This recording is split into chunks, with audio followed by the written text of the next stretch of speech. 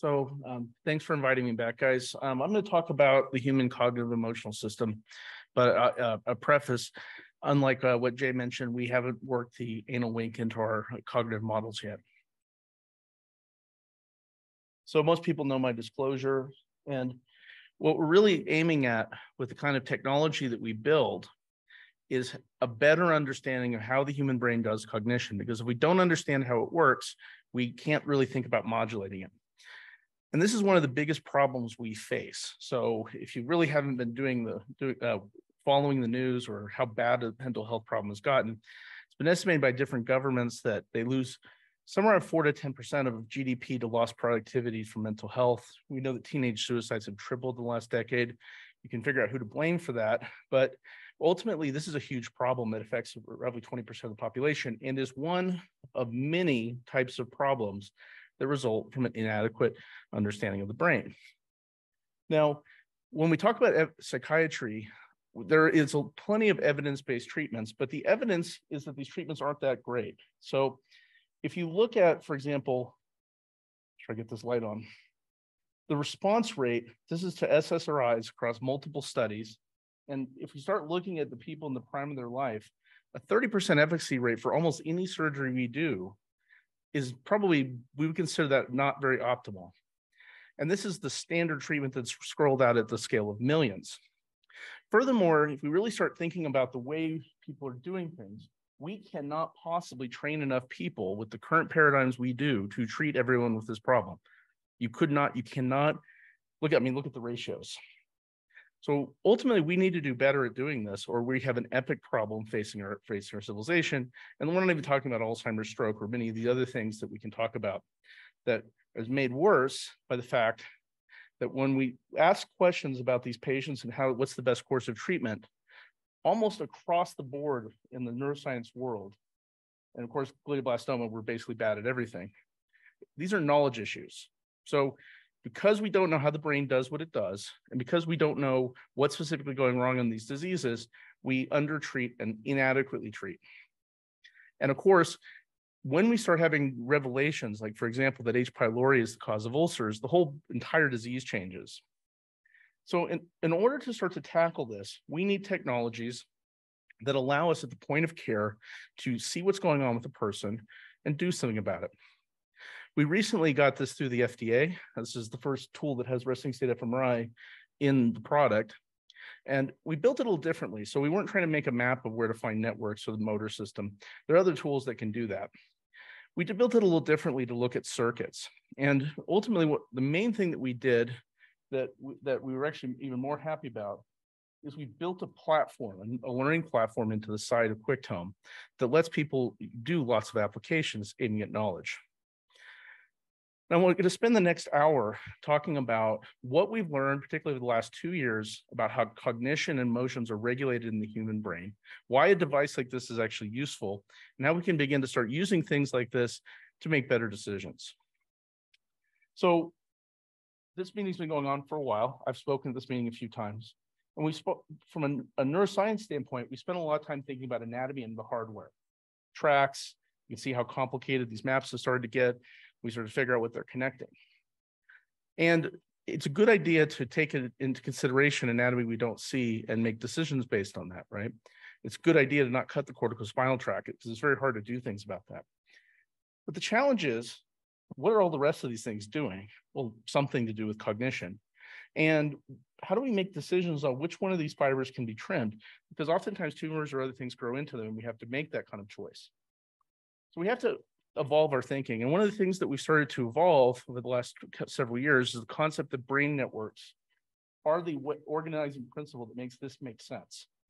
Ultimately, a brain network refers to parts of the brain that have highly synchronized activity, and that's usually because they're doing things in common, and that ultimately you need to keep Broca's area connected to Wernicke's area, as well as the rest of the language system to have normal language function. And this is a useful construct that helps the hardware start to make sense. But even then, it's hard to get from that to how we think really complex thoughts. And many networks don't fit perfectly to explain neuropsychological phenomena. And so when you really start to scale past networks, you get into a concept called, we call circuits. These are very complicated configurations of different brain regions that do specific cognitive functions, like assess rewards or determine if something worthwhile, should we do it? Or control decision making, making good decisions, or changing your decision. Again, OCD is fundamentally a problem getting stuck on a decision that you feel obligated to do. And what I'm going to try to convince you of in this talk is that in order to really grasp how cognition happens, we have to go down to the fundamental building block of what thoughts are, which we'll call states. And so this talk goes in the opposite direction of how we learn this. We're going to start with states, because ultimately everything has to come down to states. And in studies of dynamic functional connectivity, which really look at single events inside of an fMRI or other imaging paradigms, ultimately what we find is that states are the final common pathway. Then we talk about where circuits are used to build states, what circuits mean exactly, and how we can study them. Why networks are a measurement and understanding of circuits and their function. And then finally, what does the hardware have to do with it? Why is the hardware been evolved over millions of years to subsume this function of states? Because without states, it really gets hard to figure out how these things are linked. And I've spent the last 2 years having extensive conversations with lots of different sources, including the data, but also most recently ChatGPT, which is good at looking up rat experiments from 1974 that I don't want to read, but it ultimately helps us put together a concept of how the brain is doing this. Because if we ultimately want to change cognition, we have to change the final states. So what is a state? Okay, so I'm going to try to explain a very complicated concept. So a state is a naturalistic set of what is firing at a given time point when you are experiencing the totality of that situation. So let's say, for example, you see someone coming up. Okay, so that at that given time point, we know that that information is expressed in different forms in different parts of the brain, right? So there are parts of the brain that handle context, what was happening at the time. You know, so being on a dark street corner in a kind of sketchy part of town is very different than being at your house. How are you feeling at that time? Are you tired, angry, whatever? All the information about what things mean, what are objects, what are they doing, what's a street light, this is what it means, et cetera, that we just take for granted, but there's part of the brain that does that. Where all the characters are, you relative to them, and visual information about the objects. There's also sound, smell, everything else, right? We experience this as a single phenomenon, but what has never really been demonstrated, and increasingly we do not believe that this is the case, is that there's a single part of the brain that integrates all of this. And we know this because if you take out, for example, Wernicke's area, people experience the rest of this to some degree, but they don't have the semantic content. And so even though we think of it as a single event, it's actually happening in different parts of the brain, and we just kind of perceive that as one world. Now, ultimately, you recognize this person. Different things are involved in that. There's a facial recognition area, for example. And if you have a negative experience of this person, again, different things are activated. And these are states, right? So a state is a complex configuration of different parts of the brain, which are not next to each other. And that's the key point that we're going to emphasize. So as you're going through getting an fMRI, going through life, et cetera, your brain is constantly transitioning through states. And this is how you're representing different aspects of the world. And so ultimately, what's happening is a state, again, we don't understand exactly why certain regions, how they interact, but some areas are probably inhibiting others, some are modulating others, changing the signal to noise ratio or the gain between regions. There's areas that are communicating information. And ultimately what they're doing is they're activating certain cortical columns in those cortical regions. We don't see that on an fMRI, but we know that's basically what's happening. And we're inhibiting other ones. And this is how we represent reality with a combination of the macro scale and the kind of meso scale. But ultimately what's actually happening is that certain waveforms are in training for short periods of time between these areas. And the sum of all that is a state. The state's a very complicated phenomenon. That's how we experience reality. Let me get to this again. I don't know why I've had this slide here twice, but okay. So as we go through life, we're constantly doing this. And if you've ever seen somebody reconstruct a whole brain resting state fMRI or task, this is what you're seeing is these different states activating at different time points. And while most of the time a network, areas that are components of a network are firing together, they're not always.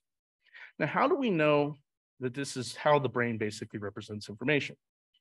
Well, this is a really groundbreaking study out of Japan a few years ago. So what they did is there have been studies that look at the components of different human emotions.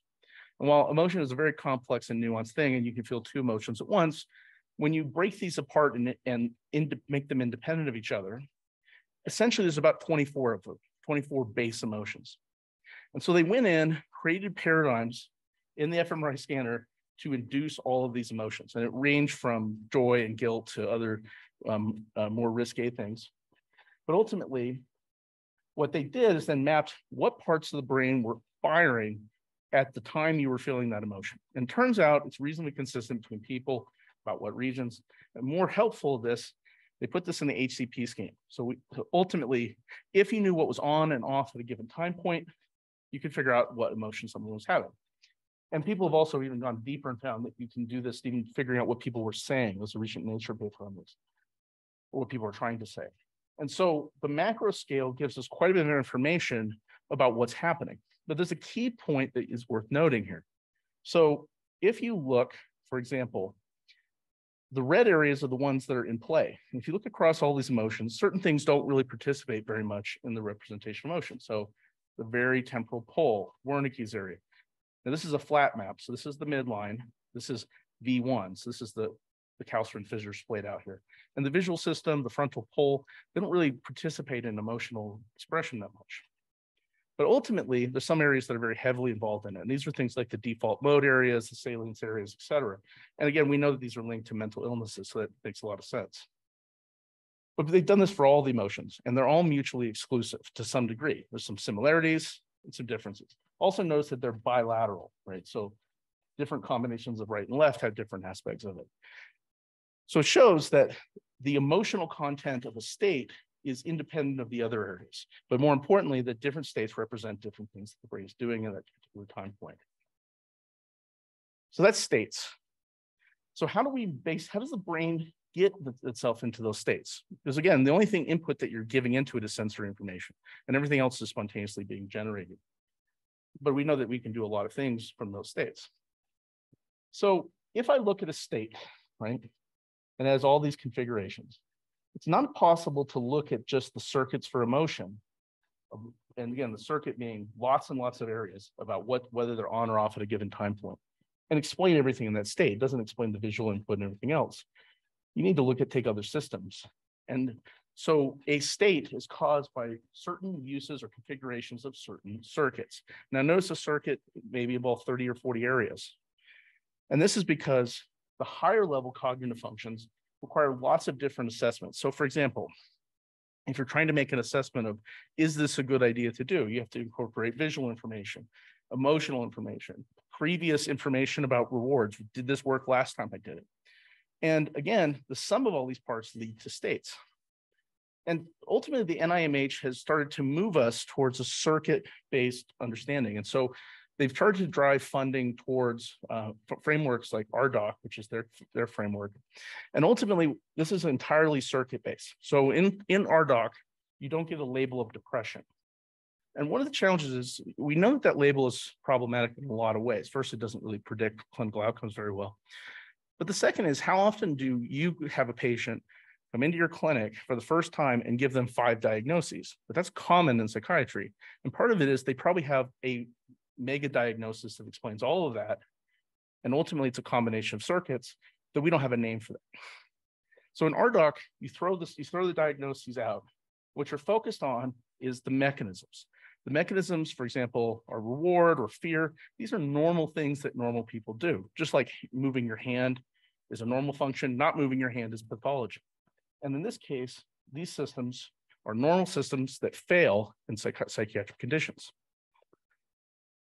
I want to show you how that's really powerful for explaining circuit behavioral relationships. So this is one RDoC construct. It's called reward probability. So what you do, the orbital frontal cortex, parts of the anterior cingulate, parts of the prefrontal area, visual information, they all talk to each other in a complex way. And what they're going to do is make an assessment. If I do X, what's the likelihood that something good will happen? Well, people have studied that. You can induce have people do these tasks and see what turns on when you do that. And there's actually a huge literature on all of these circuits.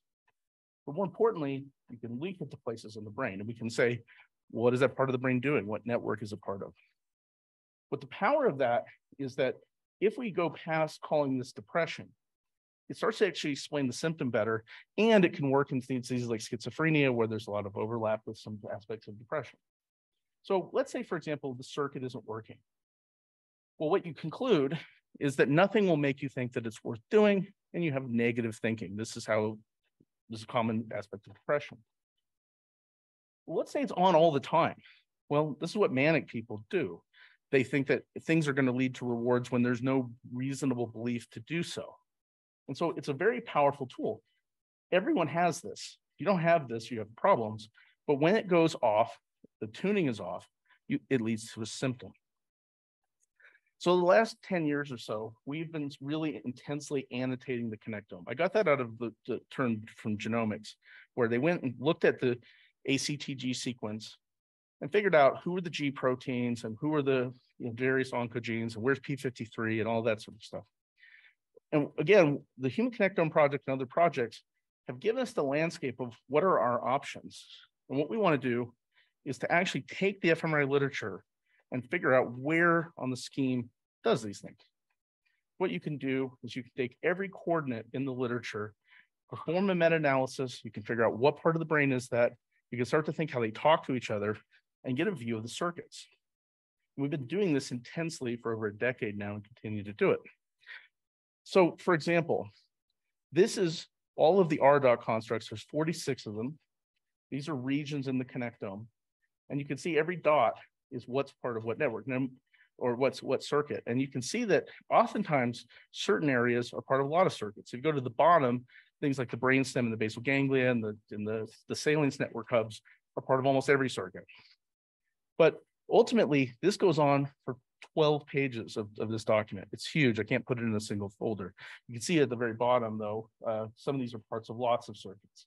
And that makes sense. There's some things that are overlapping between that.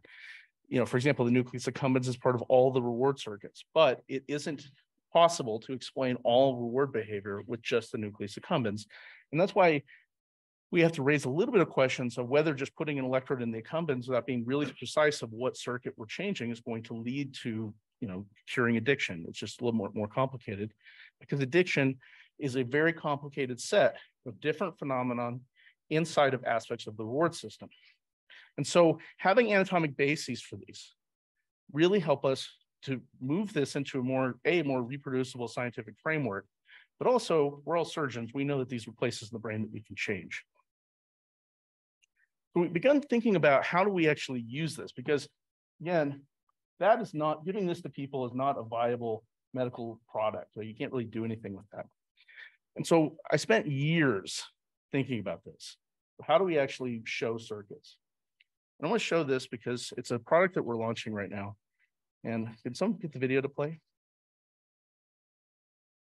So it turns out that even outside of electrodes, right, which is the first thing we think about because we just heard talk about brain-machine interface and really things, but we're a little bit far off from that now. How do you even just do things now today? Well, obviously you can scale back from electrodes to non-invasive approaches like TMS, but also there are differential neurotransmitter receptors in different areas. So you can guide your treatment to a circuit or a part of a circuit. If it doesn't have 5-HT receptors, how are we going to change this? So what we built is a way to quantify the function of circuits from fMRI. And we even built ChatGPT interfaces so that normal people like, GP, psychiatrists, patients even, can ask a question and it will link them to what circuit does that. But then what you can do is actually see the circuit. So you can see this was put together by one of our tech guys who wanted to show every single feature on the UI. But you can see that you can actually quantify it. And so these blinking arrows, blinking dots are basically parts of the connectome that have abnormal functional connectivity within that circuit. We can actually benchmark and say whether it's normal. If you take people with a mental illness of unknown etiology, we just took everyone who had a diagnosis of something other than being mentally healthy. So schizophrenia, autism, you name it. And you throw it in there, they have substantially more circuit problems than the general population. But none of the circuits are specific for a disease. So we just say, let's just throw the diagnosis out. We don't care how you got there. And can we basically build a treatment plan of psychotherapy, meds, et cetera. So this is a chat GPT interface that goes and takes all of your circuit problems and creates a 12-week plan to try to rehabilitate them and spits it out. So we restrained GPT so it couldn't just come up with anything. It's limited to actually evidence-based treatments, but there's a lot of evidence that you can do more targeted therapies to focus specifically on circuits, like retraining reward probability. Then the next question is, how do we go deeper than that? How do we learn about interactions between circuits? And this is where mining connectomes is really helpful. So what I mean by mining a connectome is you take the raw imaging, you build an atlas, you take the DTI and the resting state, and you compare every connection with everything else. You get these vast data sets. And that's a connectome. Connectome is a set of all interactions in the brain.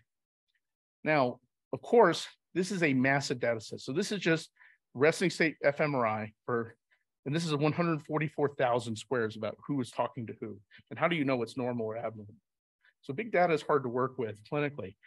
But what we started to think about is, well, anytime you're fishing around in a data set that has 144,000 data points, you're going to find false positives.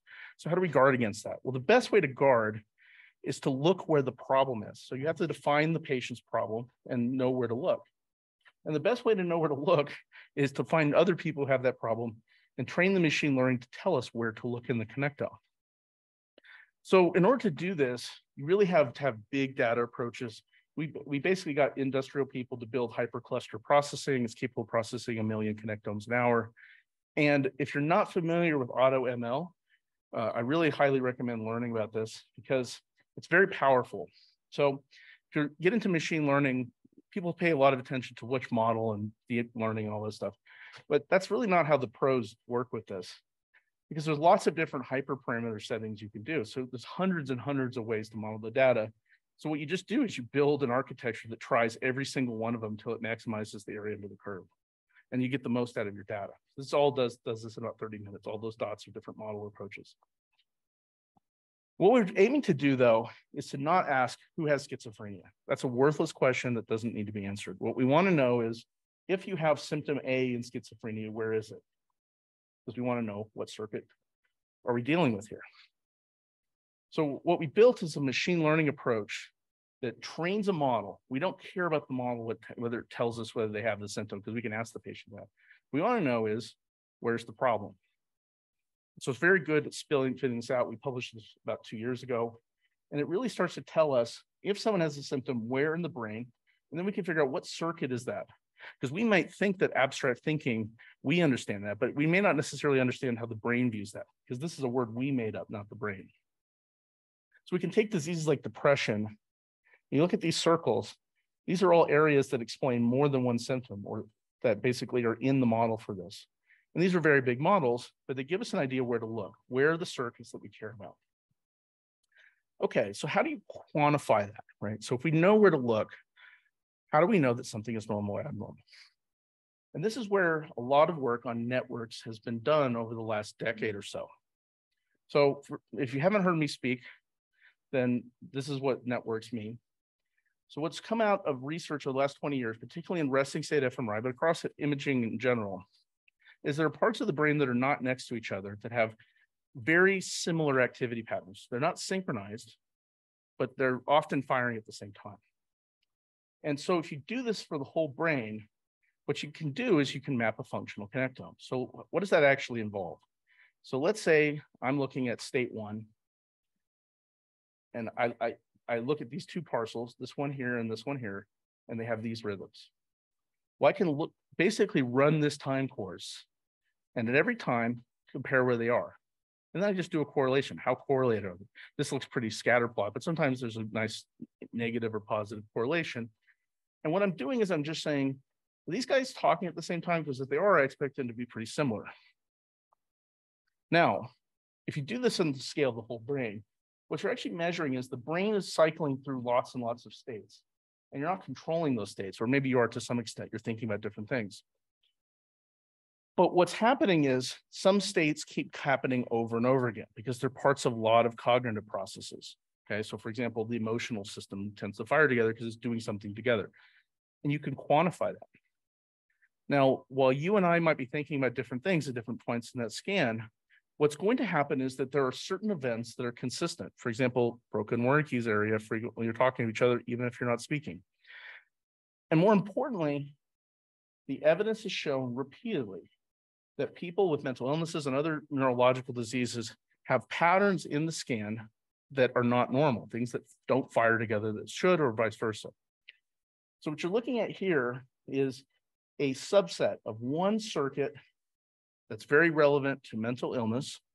And what we've done is we've flagged in red and blue the connectivity features of two areas that are communicating abnormally.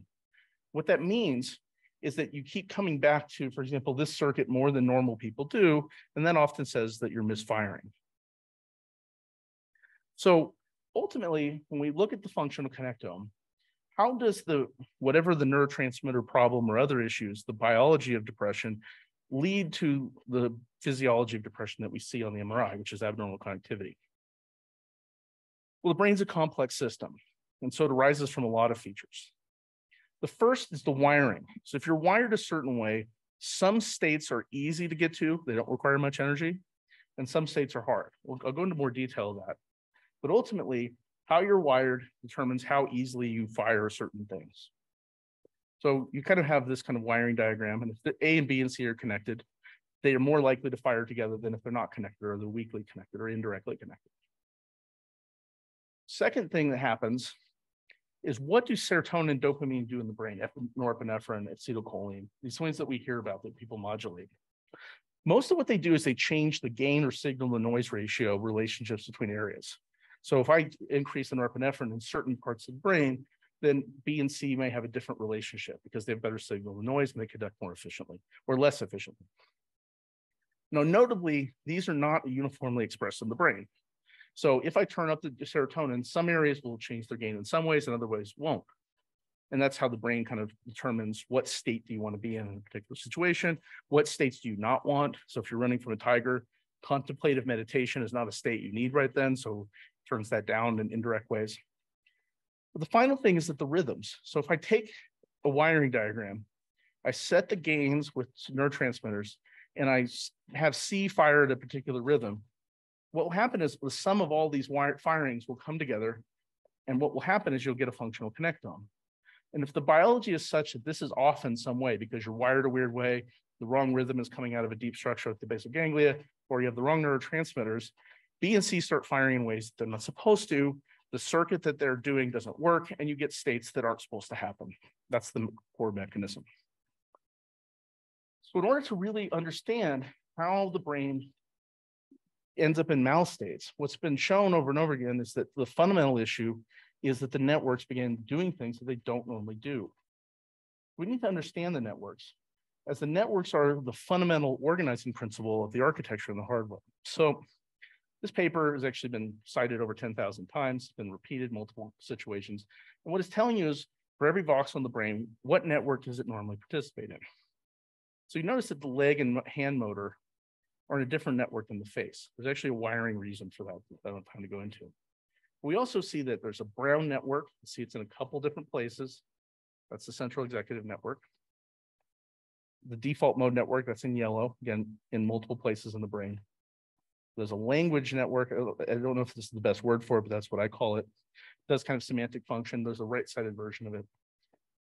You also have the salience and dorsal attention and many other networks. So this seems kind of random. Why do you have these little spots all over the brain? Is there a pattern to it? And I'm going to show you that the pattern, there is a pattern, and it makes perfect sense if you think about it.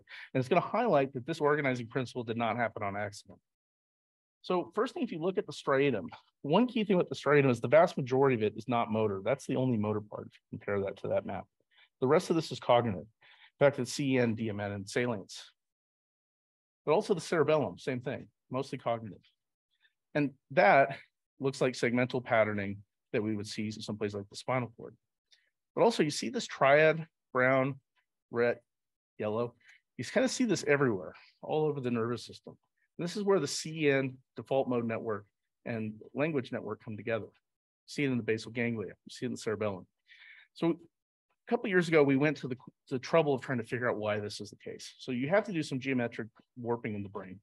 And the axis of rotation of our C-shaped folding that we all know is actually the lemon insula. If you go do the biomechanics, you have to flip the temporal lobe upside down to unfold it. We know that because the rodent hippocampus is upside down compared to ours. So we went and did that. And what you get is a primitive neural tube. Think about this as like a hemitube. It's not a tube at this stage. The basal ganglia is deep to this, and it kind of looks like a rat brain. And what you see over and over again in multiple species is a symmetry of the early networks, like dorsal tension salience, around the motor system. This is a theory called the cortical gradient theory. And it really comes down to the more equidistant you are, the more distant you are from the midpoints of the primary sensory and motor areas, the more you move up this hierarchy towards these triads, which are repeated over and over again in the nervous system. So why did they do that? Well, it turns out that first thing we can show that this is actually the trajectory of mammalian evolution. And we did this by taking every cytoarchitecture map back from humans all the way to fish, and we rectified it. We said, when did a region first show up? And there's a little bit of logical leap. For example, if you see in the same cytoarchitecture in the same basic place, it was probably the same area doing the same thing. And you can do that and make networks. So this is what we think the macaque network looks like. Turns out someone actually did a study where they put macaques in a resting state fMRI. It's a pretty heroic effort, and our estimates are correct. And what we find is that we have 4 triads, and macaques basically have 2, and cats have basically none. For that, there's no triads at all. So the cat brain, if you actually look at temporal pole, it's actually the auditory and sensory region connecting directly to itself. And then what happened is higher primates started shoving these triads between them. Those triads seem to be important. And you can see that when people have studied it, we just tacked a triad on the front and on the temporal tip. We shoved 2 more triads in. So it seems to be that important. It also explains a lot of things. For example, when you put the brain into this primitive neural tube, all the white matter bundles are just basically connecting segments of the system. Also, basal ganglia starts to make a lot more sense. Why things are the way they are. They're just tracing the first 2 triads. And the cerebellum is actually just tracing the second triad. This is actually the frontal pole of macaques. And interestingly, this is where the psychiatrists treat depression with TMS. So it's interesting that happens to be their frontal pole. They probably have a more rich emotional world, but they don't have a higher cognition to control it.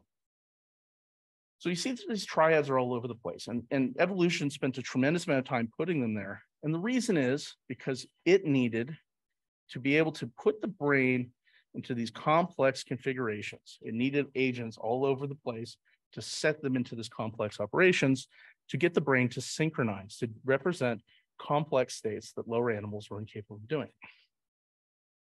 So how did we evolve our wiring and our hardware to make that possible? Because complex multi-site distant integration is how cognition happens. If you look at animals, the more triads you have, the more you're able to do more complicated things, and the more sophisticated your brain is.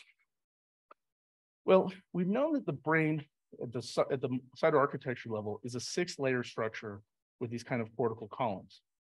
And ultimately, again, this has evolved to add layers. Well, lower animals had fewer layers. And if you look at really where that transition happened, it's between birds and mammals. That's a pretty, straight line. This is at what point we started needing a thicker cortex. We started having to give live birth. It's kind of the mammalian leap. But the question is, what layers did we actually add? So they don't fit perfectly, but in short, these layers here, layer 2 and 3, do sort of a parallel local processing in mammals, but here they kind of are the whole cortex. And so what we really did was we added the lower layers. The lower layers allowed the layer 2 and 3 to subspecialize and work parallel processing complex things in these local columns. And the lower layers allowed longer range communication that doesn't happen very much in birds and reptiles.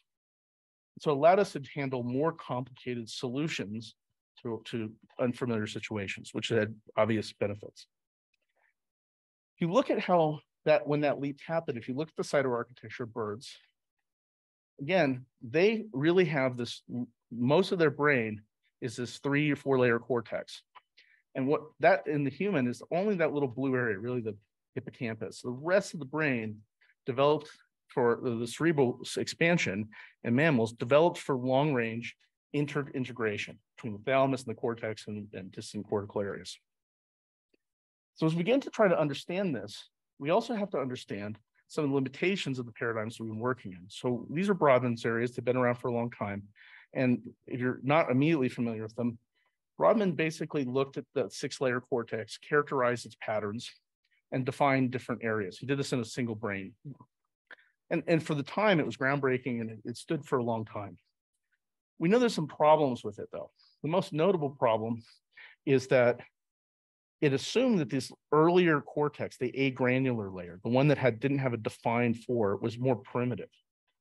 If you actually look at how this lines up with the function of the brain cytoarchitecture, the areas that are the most primitive, the agranular and dysgranular, are higher level integration areas that actually sit at the top of the cortical hierarchy. So if you look at for example, this coniocortex, it's really only the primary areas, primary visual, primary auditory, et cetera. And it's really designed to just pitch and catch the information from the outside, pitch it to the next area. Whereas you don't have that as much because it's really a more fuzzy integration of multiple areas. So it isn't designed for extremely efficient transfer. And this is a pattern that we see throughout the nervous system. So if you look at the frontal polar regions, again, you start seeing this less granular, less defined, and it's also less myelinated. Part of it is that it wasn't as important to send it in, signals as fast as possible as it was to have lots and lots of connectivity. And so the elephant brain is actually substantially bigger than ours, but they're obviously not as intelligent as we are, not because more neurons doesn't make a better brain, more connections makes a better brain. And so ultimately, areas that are able to integrate a little bit more are better. So Brodmann didn't really have that correct.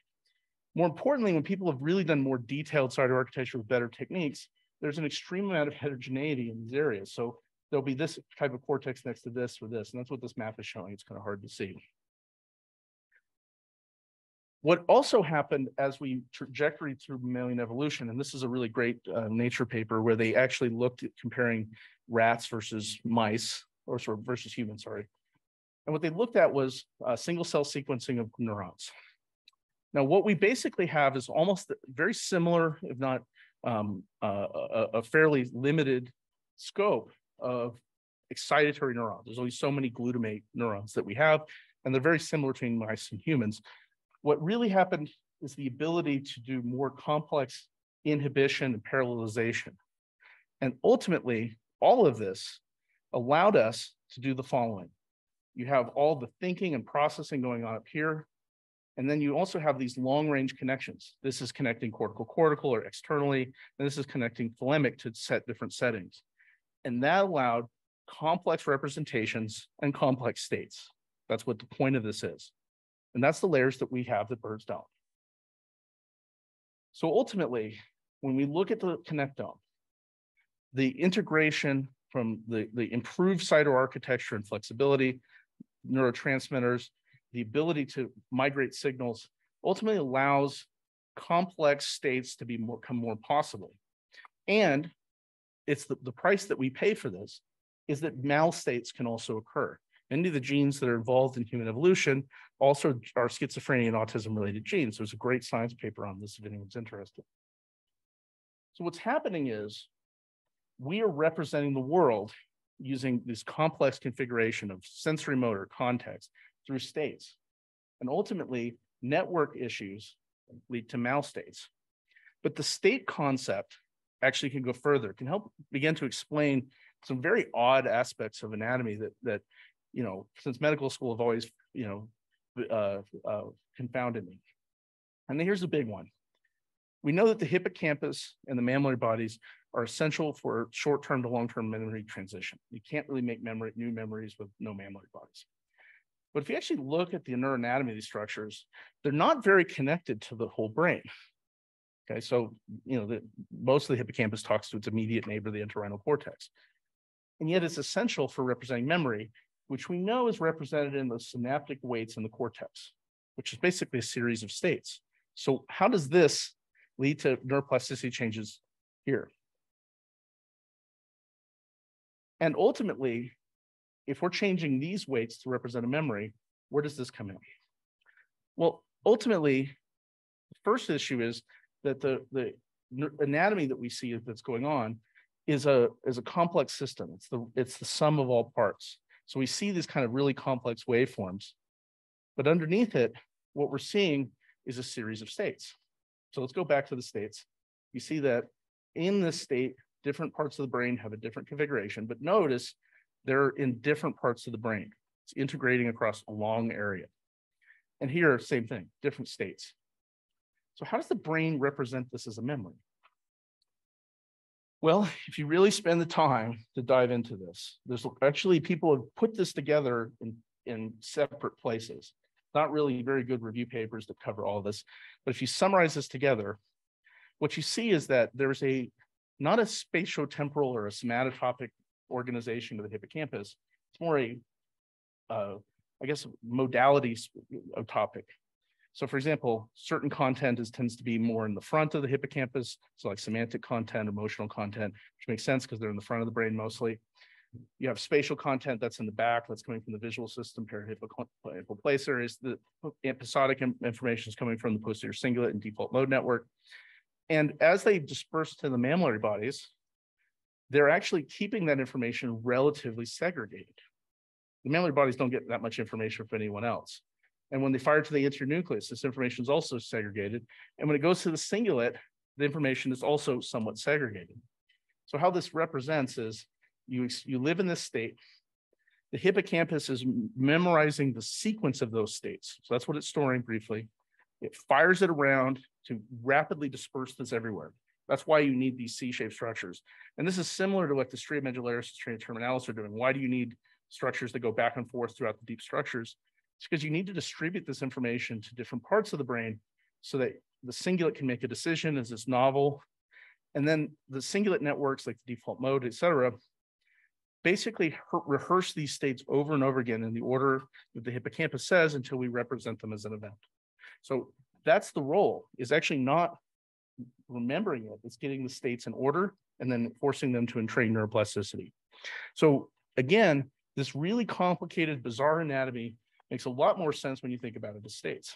So to summarize, a state is a particular brain activity pattern needed to represent the summation of all aspects of an event, emotional, memories, mental, et cetera.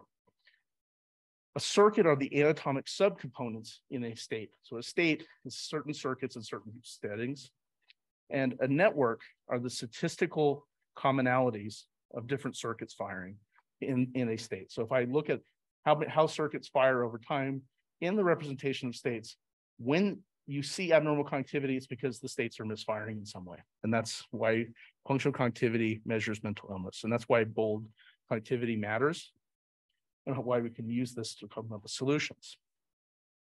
So what do we do with this? And this is a bold statement. So for a long time, we've been told depression was a chemical imbalance in the brain. And that's part of it. But the evidence for this is complicated and increasingly controversial. So we know that increasing serotonin in the brain of some people seems to be helpful. But as I showed, it's not most people, right? A lot of people fail medicines and other treatments. And what this paper in Nature Medicine demonstrated, and many other people have, this is just the most elegant one, is that while there's some common circuits that tend to be abnormal in a lot of people with depression, like the subgenual cingulate circuit, which is a fascinating circuit, which I don't have time to go into, there are different subtypes of the disease.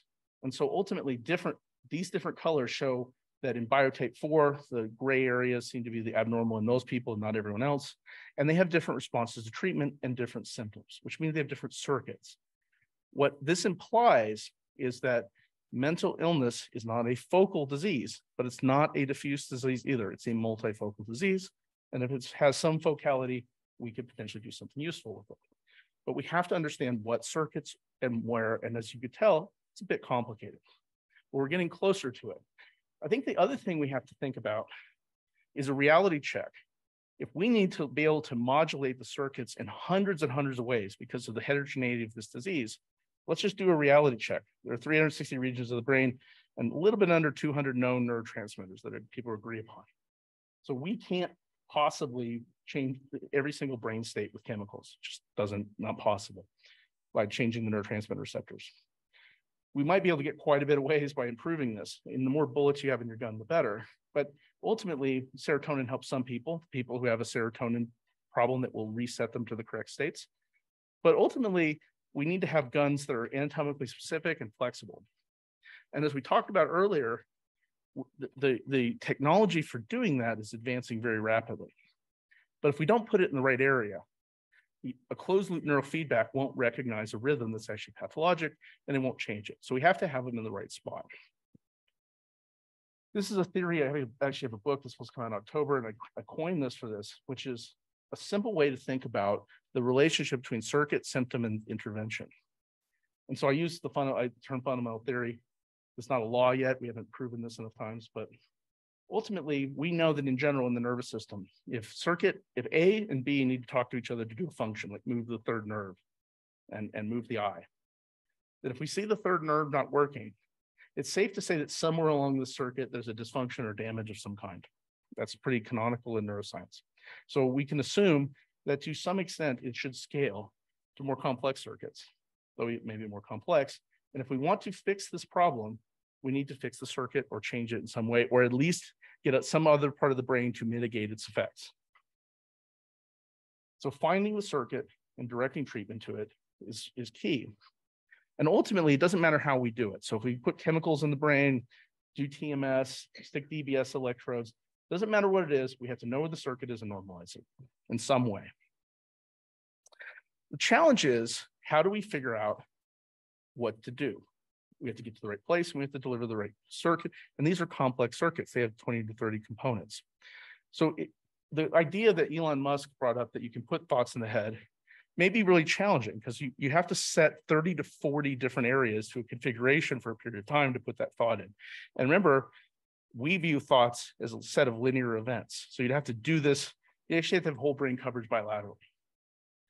The question is, can we actually do something more realistic and move the circuit into a better situation? But again, these are complex, anatomically complex circuits, and we need the relationship between the stimulation and the change is nonlinear. It's perpetuated through the connectome. Now, we as neurosurgeons immediately think to DBS, and there's advantages to DBS. The biggest advantage is, if you were looking at that diagram earlier, one part of the subcortex modulates entire networks. But that may not be good if we're only trying to change one circuit.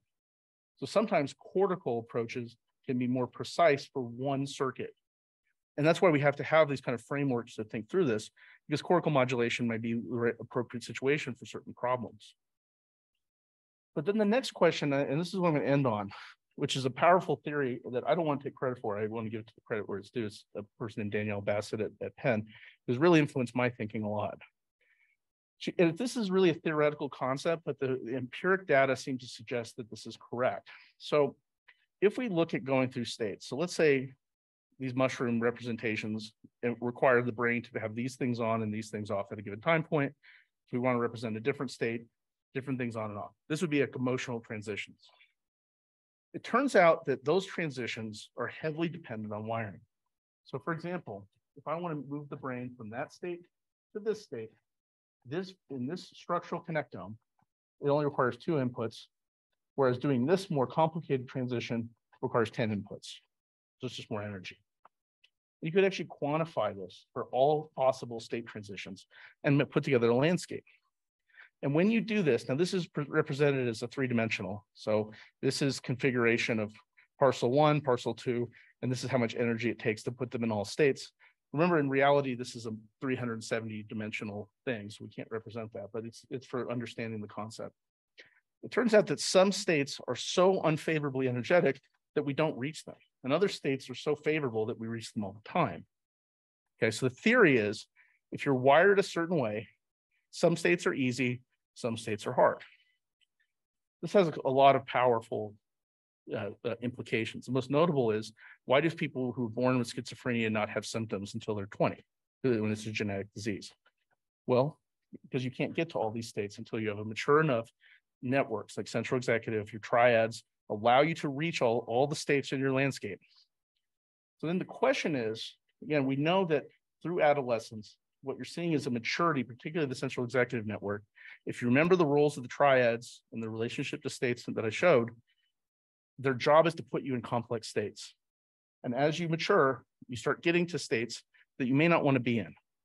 So for example, if I wire you differently, this state becomes easier. And if this state is delusions, then you reach delusions all the time because it's energetically easy to do. And vice versa, if that state is feeling good about life or having your reward system respond to something good, you don't get there.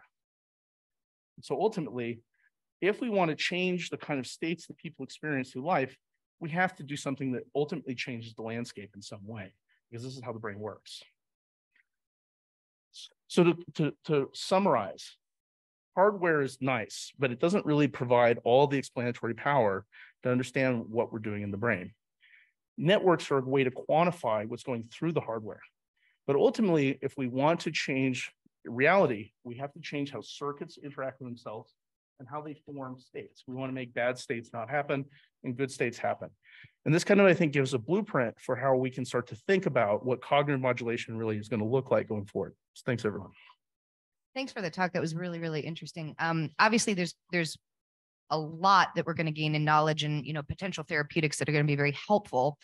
My question is more the ethics of this. And just as an example, up until very recently, medicine considered the DSM considered homosexuality to be pathologic.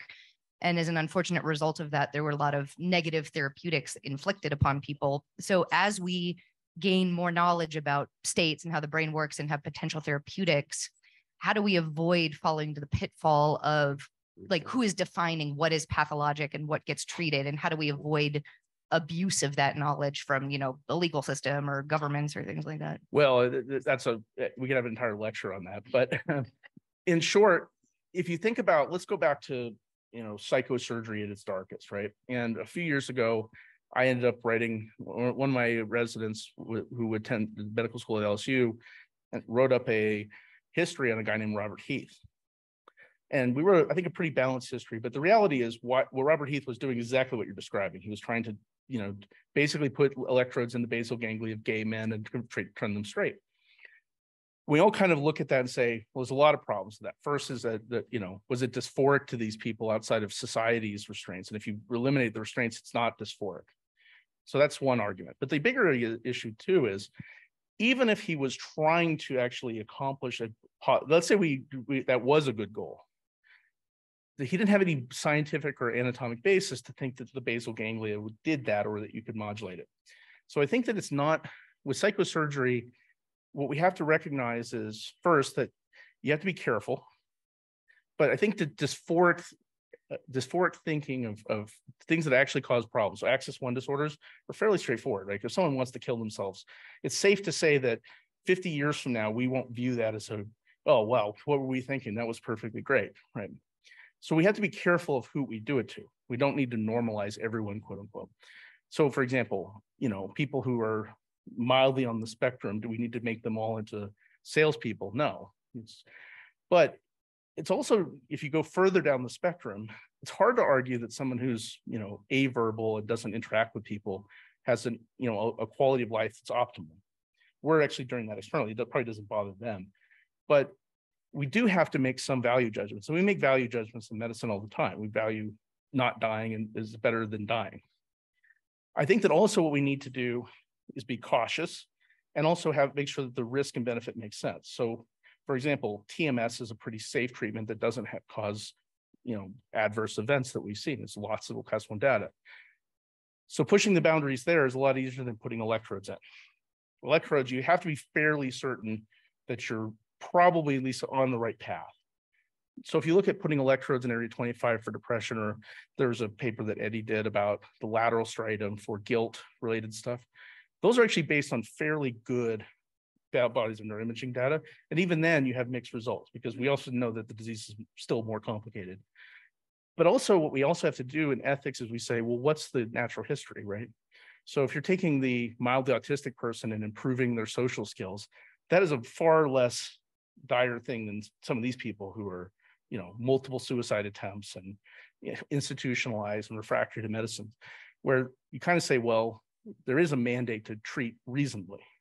So I think what we have to do is we have to be careful and thoughtful on it and do our best. But inevitably, we can basically, eliminate psychosurgery entirely if we just say, well, back in the frontal lobotomy days, well, they didn't have a hypothesis there. There was no neuroscientific reason. Someone tried it, it seemed to be helpful, and they didn't have any other treatments. We're probably smarter than that now.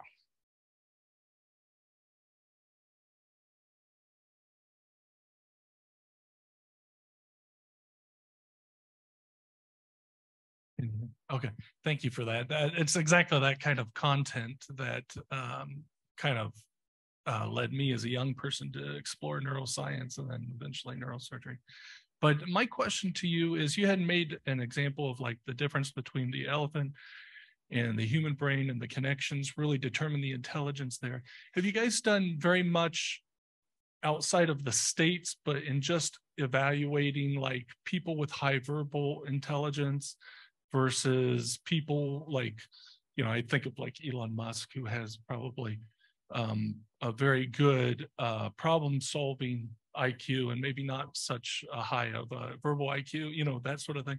So what I'll say is we haven't, because I focus more on disease, but there are really good papers on it. So we don't know all the details, but there's a couple. The one thing that seems to be reproducible is if you look at your brain networks, when you start off in infants, you kind of act as a big mega network. And then as you evolve, you start being able to do more independent events at once. That's actually probably maturation of the triads over time. But ultimately, if you go between healthy adults or healthy children and you look at what differs, there's a really good Nature Communications paper from a group that multi-center, but I think Stanford had a bunch of people on it. And what they looked at was, as you learn, what states does your brain go through? You can actually quantify these states and say how similar they are to each other. It's called topological data analysis. But the bottom line, what they found is they're really kind of two groups of people. There's group one, where you use a common set of states for a lot of tasks with a few independent states. So math, you use a lot of core states and then a few math specific states. And there's reading, tasks, learning, and et cetera. And there's some people who use independent states for all of them, very few in common, like common core states. The first group is approximately a C student, and the second one is an A student. So parallelization seems to be helpful. And a lot of the maturity process of the brain involves the ability to do complex parallelization. Having said that, these things are statistical relationships. So one of the concerns that people have is, well, okay, you're going to start scanning kids and then routing some kids to become plumbers when maybe that's not true and things. So you have to be careful with it. And then the question is, what do we do with that information? Can we make the C student parallelize? It's a good question. But what it seems to be is that there's an advantage to being able to process, to subset out and do one specific state where 10 of the parcels don't activate for whatever reason. Okay, one last question. Thank you. Since it seems like what you're going towards is not individual cell interactions, but more larger state networks, should we be looking, instead of TMS getting more and more smaller and smaller ability to activate areas, to have more broader activation for treatment purposes? Where is that boundary of get very, very specific, be able to target individual cells versus target larger areas statewide? Well, right now, from TMS standpoint, we're not really close to single cells, but the issue with it is the challenge ultimately is that sometimes two opposing networks are right next to each other. That's the triads, right? So you do need to be reasonably precise, or you're actually going to get canceling effects. And the evidence seems to suggest you have to be close. The real more interesting one is that the computational neuroscientists have modeled this out. And what they seem to find is that when you have the specific combination of GABA glutamate cells that you have in mammalian cortex, they couple. And so things tend to oscillate as a unit. And while that can't explain all of physiology, you can get a long way towards it. And ultimately, the microconnectome is so vastly complex. I mean, if you just look at what it took to sequence the Drosophila microconnectome, it's like an exobyte, 8 years and $60 million, right? And that's 30,000 times simpler than the human brain, and actually has no resemblance to they actually it's called convergent evolution. They made a brain that it's not in the ancestral lineage of mammals and shares nothing in common. So we can learn about nets, neural nets, but we don't learn anything about the human brain at all. So there's some emphasis on maybe one day doing a mouse, but humans may be far off. But the issue is what the evidence suggests is that we can actually make quite a bit of progress looking at macro scale. So macro scale doesn't mean whole brain, it means parcel. And that's kind of why we focused our efforts there. We said, that's achievable. We can do that clinically. I mean, we have a device that does it now. The issue now is what things do we look at? And even that is an extremely complex proposition, but we don't necessarily have to get down to the micro scale quite yet, because it doesn't seem to be the level of function that cognition works at. And so, for example, being able to predict language from, ECOG, they're not doing it single cell recordings, right? And being able to do, there's recently one about fMRI doing, language prediction straight out of the fMRI. So that's even more coarse grained than ECOG, obviously. And so you can often estimate a lot from just the macro structure and cortical entrainment and oscillations. So I think we should try to maximize that as much as possible, because we're not getting a micro diagram anytime soon.